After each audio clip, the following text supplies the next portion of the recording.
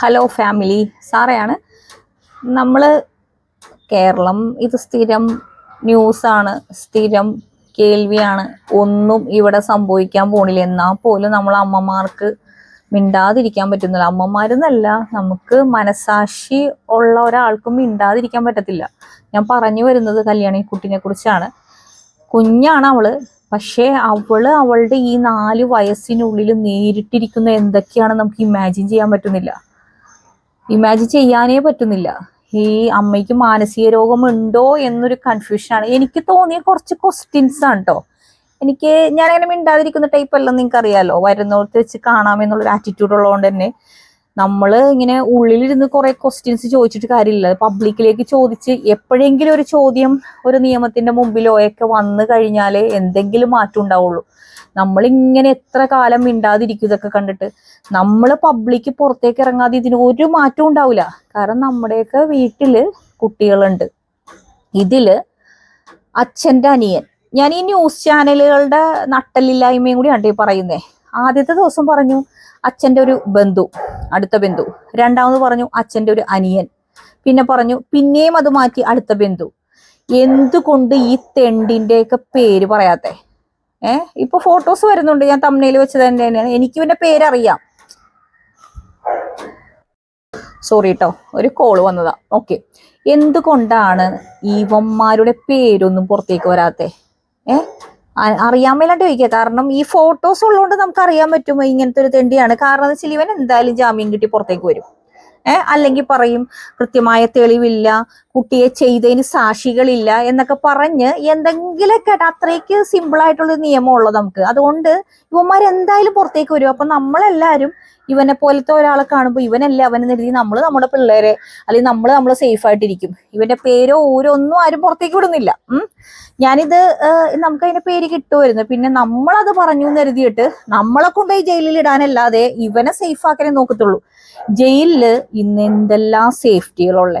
ഇപ്പൊ നമ്മുടെ കുഞ്ഞിനെ, ആ ഒരു 10ാം ക്ലാസ്സുകാരന, വയനാട് ഭാഗമല്ലേ, ആ വിദ്യാർത്ഥികളുടെ പരീക്ഷയൊക്കെ എഴുതിച്ച ഒരു കേസ് ഉണ്ടായിരുന്നല്ലേ. ഞാൻ എന്റെ കൊച്ചിന്റെ പേര് മറന്നുപോയി കേട്ടോ. ആ കൊച്ചുങ്ങൾക്ക് നമ്മള് പോലീസ് പ്രൊട്ടക്ഷനിൽ പ്രതികളാണ്. കുട്ടികളെന്നൊന്നും പറയാൻ പറ്റില്ല. 16-17 വയസ്സുള്ളെങ്കിലും കുട്ടികളെന്ന് പോലും പറയത്തില്ല. ആ കൊച്ചിനെ തല്ലിക്കൊന്നവന്മാര് പോയിട്ട് പരീക്ഷ എഴുതി. ഇപ്പൊ ഹൈക്കോടതി പറയാണ് തുടർ പഠനത്തിന് അവർ അർഹരാണെന്ന്. പിന്നെന്താ കുഴപ്പം? തല്ലിക്കൊല്ലുക, നേരെ പോവുക, ജയിലില്, പഠനം, ജോലി, മൃഷ്ടാന ഭോജനം. നമ്മൾ വീട്ടിലൊക്കെ കഴിക്കുന്ന കഞ്ഞിയാണെങ്കിലും നല്ല കൃത്യമായ ഭക്ഷണം ജയിലില്. ഇന്ന സമയത്ത് നോൺ വെജ് ഉണ്ട്. അപ്പൊ പിന്നെ എന്താ പേടി? ഒരു പേടിയില്ല. ഇതൊക്കെ നമ്മളുടെ ഒരു നാടിന്റെ ഗതികേടും കൂടിയാണ് ഈ പറയുന്നത്. എന്തെങ്കിലും ഒരു ജെന്യൂൻ ആയിട്ടുള്ള ഒരു കുറ്റകൃത്യം ചെയ്തു എന്ന് കരുതിക്കോട്ടെ, ഇത് കോടതിയിൽ തെളിയിക്കാൻ പറ്റിയില്ലെങ്കിൽ അപ്പതേ പോയി, പിന്നെ ആ കൊടുത്തവന്റെ പേരിലായി. ഇതില് എനിക്ക് തോന്നിയ ഒരു കാര്യം എന്ന് വെച്ച് കഴിഞ്ഞാല്, ഈ കുഞ്ഞ് 4 വയസ്സാണല്ലോ. എൻ്റെ അന്നമ്മക്ക് 7 വയസ്സ്. നമ്മൾ അറ്റ്ലീസ്റ്റ് ഒരു 4-5 വയസ്സ് വരെയൊക്കെ നമ്മൾ തേച്ചൊരച്ച് കുളിപ്പിക്കാനും എണ്ണയൊക്കെ തേപ്പിക്കാനും. അപ്പൊ പോലും ഈ 2.5 വയസ്സ് മുതൽ ഉണ്ടായിരുന്നപ്പോ ഒരു പാടുകള് ശ്രദ്ധിച്ചില്ലേ? കൂട്ടുകുടുംബം ആയതുകൊണ്ടല്ല അവിടെ പ്രശ്നം. ഇന്നത്തെ ഒരു ചില ന്യൂസുകളിൽ പറയുന്നത് കൂട്ടുകുടുംബത്തിൽ അതിനാണ് ഹൈലൈറ്റ് ചെയ്ത്. കൂട്ടുകുടുംബത്തിൽ ആയതുകൊണ്ട് വേണ്ടത്ര ശ്രദ്ധ കിട്ടാത്തതുകൊണ്ട് അത് പ്രതിയായ ഈ നാറി അതൊരു സാഹചര്യമായിട്ട് എടുത്തു. തറവാടും വീടും അടുത്താണ്. കൂട്ടിക്കിടക്കാൻ പോയപ്പോഴും അതൊരു സാഹചര്യമായിട്ട് എടുത്തു. മാനസിക രോഗി എന്ന് മുദ്ര കുത്തപ്പെടുത്തി ഈ അമ്മ എന്ന് പറയുന്നവരുണ്ട്. മാനസിക രോഗിയാണെങ്കിൽ സാധാരണ രീതിയിൽ ഒരു പ്രാന്തിയാണ് ഞാനെന്ന് കരുതുക. എൻ്റെ കുഞ്ഞിന്റെ മേത്ത്, അല്ലെങ്കിൽ ഒരു കുഞ്ഞിന്റെ മേത്ത് ഒരു പാട് കണ്ട അയ്യോ ദേ പാട് എന്ന് വിളിച്ചു കൂവും. മാനസിക രോഗിയാണല്ലോ, വിളിച്ചു കൂവും. അല്ല, മാനസിക രോഗിയിൽ ഇല്ലാത്തൊരു അമ്മയാണെങ്കിൽ അതിനെക്കുറിച്ച് വളരെ ശാന്തമായിട്ട് കൊച്ചിന്റെ മേത്തിന്റെ ഒരു പാടുണ്ട്, അതൊന്ന് നോക്കണം, എന്താണെന്ന് അറിയില്ല, ശ്രദ്ധിക്കും. മാനസിക രോഗിയാണെന്നാണല്ലോ മുദ്ര കുത്തിയിരിക്കുന്നത്. ഇതിനെക്കുറിച്ച് നമുക്ക് കൃത്യമായ ഒരു അറിവോ കാര്യങ്ങളോ, പോലീസ് വരുന്നു, പോലീസിന്റെ ന്യൂസ് വളച്ചൊടിച്ച് കുറെ ന്യൂസുകൾ വരുന്നല്ല, ഒന്നും അറിയത്തില്ല. ഞാനിവിടെ പറയാൻ ആഗ്രഹിക്കുന്ന വെച്ചാൽ നമ്മളുടെ കുഞ്ഞുങ്ങളാണ്. ദേഹത്തൊരു പാടോ ഒരു സ്കിന്നിന്റെ ഒരു മാറ്റമോ എവിടെയെങ്കിലും കണ്ടു കഴിഞ്ഞാൽ നമ്മൾ ശ്രദ്ധിക്കണം. അംഗനവാടി ടീച്ചർ പറയുന്നു ആ കൊച്ചിന് അവിടെ വേദന പറഞ്ഞിരുന്നു. അവളുടെ സ്വകാര്യ ഭാഗത്ത് വേദന പറഞ്ഞപ്പോ അംഗനവാടി ടീച്ചർമാര് പറഞ്ഞു അത് യൂറിൻ ഇൻഫെക്ഷൻ ആയിരിക്കും. ഇന്നത്തെ കാലത്ത് അത് യൂറിൻ ഇൻഫെക്ഷൻ ആണെന്ന് പറഞ്ഞ് കളയാൻ എങ്ങനെ തോന്നി? ഇത്രയും നോളജ് ഉള്ളവരാണോ ഈ പഠിപ്പിക്കാതിരിക്കുന്നേ? ഇന്നത്തെ കാലത്ത് അത് അങ്ങനെയൊക്കെ പറയാൻ എങ്ങനെ തോന്നി എന്ന് ആലോചിക്കണത്. ഈ കുഞ്ഞാണ്, അവൾക്കൊന്നും മനസ്സിലായിട്ടുണ്ടാവൂല. മനസ്സിലായോ? അവൾക്ക് വേദനിക്കുന്നത് പലപ്പോഴും അവൾ പറഞ്ഞിട്ടുണ്ട്. അപ്പൊ യൂറിൻ ഇൻഫെക്ഷൻ ആയിട്ടും എന്തെങ്കിലും കടിച്ചതായിരിക്കുന്നോ, എന്തെങ്കിലും മാന്തിയതായിരിക്കുന്നോ, അല്ലെങ്കിൽ ഉറക്കത്തിൽ എന്തെങ്കിലും ഇതായിരിക്കുന്നോ, കളയാനുള്ള ബോധം ഇപ്പോഴും വന്നിട്ടുള്ളൂ. കൂട്ടുകുടുംബാണ്, ഓക്കെ, അമ്മയ്ക്ക് മാനസിക രോഗമാണ്, അവിടെ അമ്മമ്മയുണ്ട്. അമ്മയ്ക്ക് ഈ ഒരു മരണം നടന്ന സമയത്ത് എവിടെ നിന്നൊക്കെയാ ബന്ധുക്കൾ വന്നിരിക്കുന്നത്, കുറ്റപ്പെടുത്താനും കുറ്റം ചാർത്താനും. അങ്ങോട്ടും ഇങ്ങോട്ടൊക്കെ നിങ്ങൾ കുറ്റം വിധിച്ച് നാട്ടുകാരും എല്ലാവരും അവിടെ ഇരുന്നോ? ആ കുഞ്ഞു പോയി, അതൊരു റിയാലിറ്റിയാണ്. ഇനി മാനസിക രോഗം ഉണ്ടോ? അത് അവള് ഭർത്താവ് പീഡിപ്പിച്ചുകൊണ്ടാണ്, ഭാര്യക്ക് മാനസിക രോഗം. അങ്ങോട്ടും ഇങ്ങോട്ടും മത്സരിച്ചിട്ട് എന്തു പോയി? ഒരു കുഞ്ഞു പോയി. ശരിക്കും പറഞ്ഞാൽ കുഞ്ഞു പോയത് നന്നായി. ഇങ്ങനത്തെ നശിച്ച ലോകത്ത് ജീവിക്കാതെ അവൾ അവളുടെ ആത്മാവും കൊണ്ടുപോയി. ഈ 4 വയസ്സിനുള്ളിൽ ആ കുഞ്ഞ് എന്തോരം വേദന അനുഭവിച്ചിട്ടുണ്ടാവും. ഒന്ന് ആലോചിച്ച് നോക്കിയേ. നമ്മളെല്ലാവരും സ്ത്രീകളാണെങ്കിലും നമ്മളെല്ലാവരും മനുഷ്യരാണ്, ഫ്ലഷ് ആണ്, ഈ മാംസമാണ്. നമുക്കൊന്ന് ഒരു പിച്ച് വെച്ച് എന്തോരം വേദന ഉണ്ടാവും. ആ കുഞ്ഞാ 2.5 വയസ്സ് മുതൽ 4 വയസ്സ് വരെ എന്തോരം വേദന ഒന്ന് ആലോചിച്ച് നോക്ക്. സ്വകാര്യ ഭാഗങ്ങൾ എന്നൊക്കെ പറഞ്ഞാൽ അത്രയും സെൻസിറ്റീവ് ആണ്. ഇതൊക്കെ കേട്ടിട്ട് നമ്മൾ ഇവിടെ കിടന്ന് സംസാരിച്ചുകൊണ്ട് ഒരു മാറ്റം ഉണ്ടാവുമോന്നില്ല. പക്ഷെ മിണ്ടാതിരുന്നിട്ട് കാര്യമില്ല, മിണ്ടി തുടങ്ങണം. അതിനൊരു യൂട്യൂബ് ചാനൽ വേണമെന്നൊന്നുമില്ല. മിണ്ടി തുടങ്ങാതെ ഇവിടെ ഒരു മാറ്റം ഉണ്ടാവില്ല. കേസല്ലേ, കൊലപാതകൾ വരെ അടിപൊളിയായിട്ട് നിൽക്കുന്നു. ഇപ്പൊ പറയുമോ സാറ വന്നതേ അവർ മിണ്ടി തുടങ്ങണം, തല്ലി തുടങ്ങണം. കിട്ടിയ ഓൺ ദ സ്പോട്ട് കൊന്നു കളഞ്ഞേക്കണം, എന്നിട്ട് പോയി ജയിലിൽ കിടക്കണം. നല്ലൊരു വിലയുണ്ടാവും. ഒരു പീഡിപ്പിച്ചവനെ കൊന്നിട്ടാണ് ഞാൻ ജയിലിൽ പോയെന്ന് പറഞ്ഞാൽ അതിന് വില കിട്ടും. എന്തിന്? ജയിലിൽ വരെ വില കിട്ടും. ഒരു കുഞ്ഞിനെ പീഡിപ്പിച്ചിട്ട് ചെല്ലണവന് ഭയങ്കര സുഖമാണ്. പീഡിപ്പിച്ചവനെ കൊന്നതിന്റെ പേരിൽ വളരെയധികം ഇതായിരിക്കും കിട്ടുന്നത്. നാട്ടുകാരുടെ മുമ്പിലും വില കിട്ടും, ജയിലിലും വില കിട്ടും. അതേ പറയുന്നുള്ളൂ. അല്ലെ ചുമ്മാ കമന്റ്സിൽ വന്നിട്ട് അവനെ കിട്ടിയ വെട്ടണം. എന്തേ, ഈ നാട്ടിലല്ലേ അവൻ തിരിച്ചു വരാൻ പോകുന്നേ? ഈ നാട്ടുകാരോട് തന്നെ പറഞ്ഞ എറണാകുളം ജില്ലയിലാണ് ഈ നടന്നിരിക്കുന്നത്. അവൻ ഇനി ജാമ്യം കിട്ടി സുഖമായിട്ട് നടക്കാൻ പോണ നിങ്ങളുടെ മുമ്പിൽ കൂടിയല്ലേ. ഈ പറയുന്ന കമന്റ്സ് ഇട്ടവരെല്ലാവരും എറണാകുളത്തുണ്ട്, ഞാൻ ഉൾപ്പെടെ എറണാകുളത്തുണ്ടാവും. എന്റെ മുമ്പിൽ വന്ന കരണം അടിച്ചൊരെണ്ണം കൊടുക്കാൻ പറ്റിയതാണ് ഈ കൊടുത്തിരിക്കും. ഉറപ്പുള്ള കാര്യമാണ്. വണ്ടിക്കാണ് പോണെങ്കിൽ വണ്ടി അടിച്ചിട്ടെങ്കിലും ഞാൻ പോയി കളയും. അതെങ്കിലും ചെയ്യാനുള്ള മനസ്സ് കാണിക്കണേന്നാണ് എനിക്കിപ്പോ പറയാനുള്ളത്. കാരണം അല്ലാതെ നിയമത്തിന് നോക്കിയിരുന്നു. ഇപ്പൊ ചോദിക്കും, ഓ നിയമത്തിനെ ഇതാക്കാതെ അവള് മറ്റേ വിപ്ലവം അഴിച്ചുവിടറേണ്. ആയിക്കോട്ടെ, ആ കേസ് ഞാൻ നടത്തിക്കോളാം, എന്നാലും കുഴപ്പമില്ല. പിന്നെ ദയവ് ചെയ്ത് കുഞ്ഞു കുട്ടികളുള്ളവരോട് ഇനി ബാഡ് ടച്ച് എന്നല്ല പറഞ്ഞു കൊടുക്കേണ്ടത്, നോ ടച്ച്. അതിപ്പോ സ്വന്തം അപ്പനായിക്കോട്ടെ, തോണ്ടിക്കൊണ്ടുള്ള സംസാരം വേണ്ടെന്നേ. നിങ്ങൾ ബാഡ് ടച്ച് എന്നല്ല. ഇപ്പൊ അന്നാമ്മയുടെയൊക്കെ സ്കൂളിൽ അവള് ഹെഡ് ഗേൾ ആയിരുന്നു കഴിഞ്ഞ വർഷം UKG. അപ്പൊ ഇവര് പറഞ്ഞൊരു കാര്യമുണ്ട്, അമ്മേ ബാഡ് ടച്ച് അല്ല നോ ടച്ച്. ഈ തോണ്ടിയിട്ടുള്ള വർത്താനങ്ങളൊന്നും വേണ്ടെന്നേ കുഞ്ഞുങ്ങളെ. എന്തിനാ ഈ തോണ്ടിക്കൊണ്ടുള്ള വർത്താനങ്ങള്? പിന്നെ ഞാൻ പല സ്ഥലത്തും കണ്ടിട്ടുണ്ട്. ഇപ്പോ അന്നയുടെ കേസിലാണെങ്കിൽ അന്ന എനിക്ക് മാത്രമേ ചുണ്ടിൽ ഉമ്മ തരത്തുള്ളൂ, വേറൊരാൾക്കും അവള് കയ്യിൽ ഉമ്മ കൊടുക്കുള്ളൂ, അല്ലെങ്കിൽ ഉമ്മ കൊടുക്കത്തേ ഇല്ല.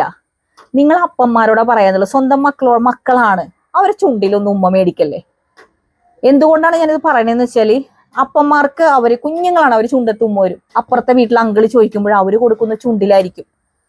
അവർക്കറിയത്തില്ല ആൺ പെൺ വ്യത്യാസം എന്താണെന്നറിയില്ല. പെണ്ണുങ്ങളും ക്രൂരത്തികളും ഉണ്ട്, ഇല്ലെന്നല്ല. എന്നാലും നമ്മള് എതിർലിംഗത്തിനെയാണല്ലോ എപ്പോഴും പ്രതികളായിട്ട് കൂടുതൽ കണ്ടിരിക്കുന്നത്.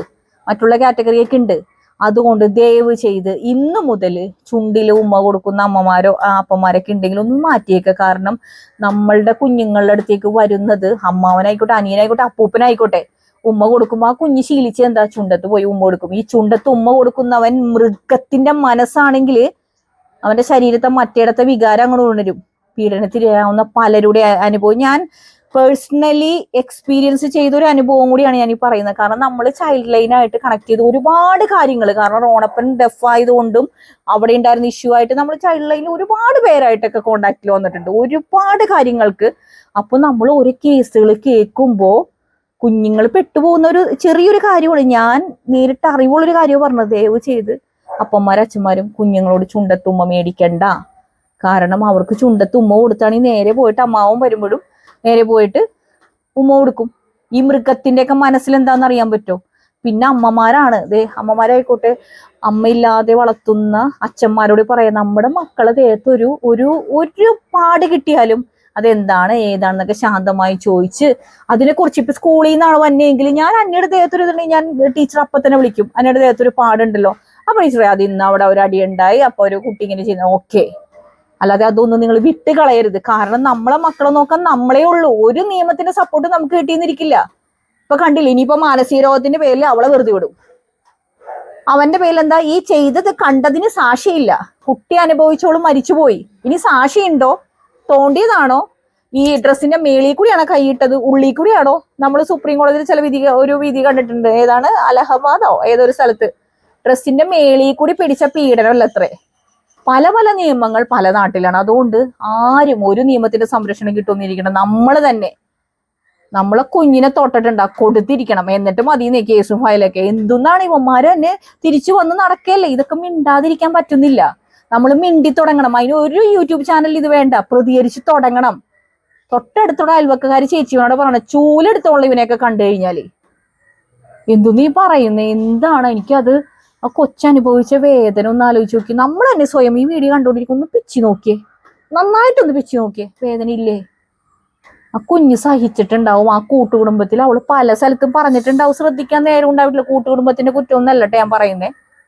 ഇങ്ങനെയുള്ളതില് മറിഞ്ഞു വീണും പിച്ചി മാന്തിയൊക്കെ അങ്ങനെ കളിക്കണോണ്ട് ആരും ശ്രദ്ധിച്ചിട്ടുണ്ടാവില്ല. ദയവ് ചെയ്ത് നമ്മളെ പിള്ളേരെ കണ്ണ് തുറന്ന് നമ്മൾ ജീവനുള്ളപ്പോ അവർ ഈ അനുഭവം ഉണ്ടാവും എന്ന് പറഞ്ഞാൽ ഭയങ്കര വേദനയുള്ളൊരു ഇതാണ്. അത് നമുക്ക് പറഞ്ഞാൽ മനസ്സിലാവത്തില്ല. ഇതിനൊക്കെ മിണ്ടാതിരുന്നിട്ട് കാര്യമില്ലല്ലോ. കാരണം വെച്ചാൽ കുറേ നേരം ഞാനിങ്ങനെ ആലോചിച്ചിട്ട് കുറേ ന്യൂസ് രാവിലെ മുതൽ കണ്ട് കണ്ട് കണ്ട് പ്രാന്തായി. മിണ്ടാതിരുന്നിട്ട് എന്താ കാര്യം? ഒരു ചാനൽ ഓൾറെഡി ഉണ്ട്. അതുകൊണ്ടാണ് ഇതിൽ കൂടി വന്ന് പറയുന്നത്. ഞാൻ കഴിഞ്ഞൊരു വീഡിയോ ചെയ്തപ്പോൾ അതിലൊരു ചേടത്തി വന്ന് പറയുന്നുണ്ട്, കുട്ടിക്ക് അമ്മയ്ക്ക് മാനസിക രോഗം വന്ന കെട്ടിയോനല്ലേ അത് ക്ലിയർ ചെയ്യണ്ടേ? എന്തെങ്കിലും ഒരു കാര്യം വരുമ്പോ തന്നെ കെട്ടിയോനല്ലേ ക്ലിയർ ചെയ്യണ്ടേ? ഞാൻ ചോദിക്കട്ടെ, അവനവന് മാനസിക രോഗം ഉണ്ടാവേ, ഭാര്യയും ഭർത്താവും തല്ലിത്തറ എന്ത് പണ്ടാറോടെങ്കിലും ചെയ്യ്. കുട്ടികളെ നെഞ്ചത്തൊട്ട് കയറണം എന്തിനാ? അവരെ വെറുതെ വിടുന്നേ. ആരെങ്കിലും നോക്കും. ചൈൽഡ് ലൈനോ അവര് ചിൽഡ്രൻസ് ഹോം ഉണ്ട്, അവിടെ പോയി അവർ ഭക്ഷണം കഴിച്ച് ചിലപ്പോൾ നമ്മൾ അത്ര സ്നേഹമൊന്നും കിട്ടില്ലെങ്കിൽ അവരുടെ ജീവനോടെ ഉണ്ടാവുമല്ലോ. ഇത് കുറെ ന്യായീകരിക്കാൻ കുറെ അലമ്പ് ടീമുകൾ ഇറങ്ങിയിട്ടുണ്ട്. അവൾക്ക് മാനസികരോഗം ഭർത്താവല്ലേ നോക്കട്ടെ.